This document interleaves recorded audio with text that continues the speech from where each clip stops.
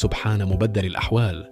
فبعد أن كان اسمه مرتبطا بالتوتر والجدل في العلاقة بين الجماهير المغربية والمصرية بسبب بعض تصريحاته وسلوكياته السابقة، خرج حسام حسن مدرب المنتخب المصري بتصريحات مفاجئة حملت إشادة كبيرة بالمغرب وتنظيمه لبطولة كأس إفريقيا.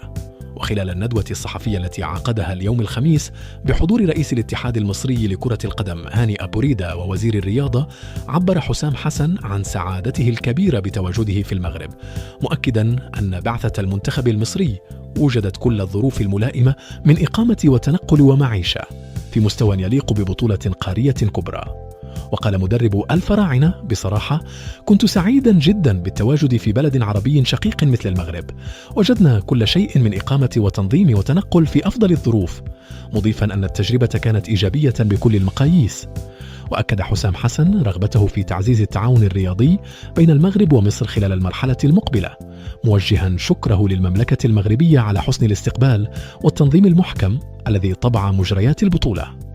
وفي لهجة صريحة شدد المدرب المصري على أنه لا يجامل في تصريحاته، موضحا أن الاختلافات التحكيمية واردة في أي بطولة، لكنها لا تقلل من القيمة العامة للتنظيم، قائلا: ربما حدثت بعض الأمور التحكيمية التي أزعجت البعض، لكن على العموم كانت هذه من أفضل البطولات التي عشتها سواء كلاعب أو كمدرب.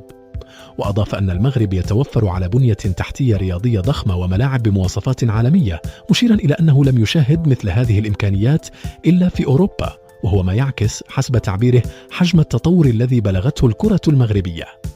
وختم حسام حسن تصريحاته بالإشادة بالتأمين وحسن المعاملة التي لقيتها البعثة المصرية في كل تنقلاتها، مؤكدا أن المغرب بلد متقدم وشعبه يعشق كرة القدم، وأن هذه النسخة من كأس إفريقيا كانت ناجحة بكل المقاييس، حيث فاقت الإيجابيات بكثير كل السلبيات.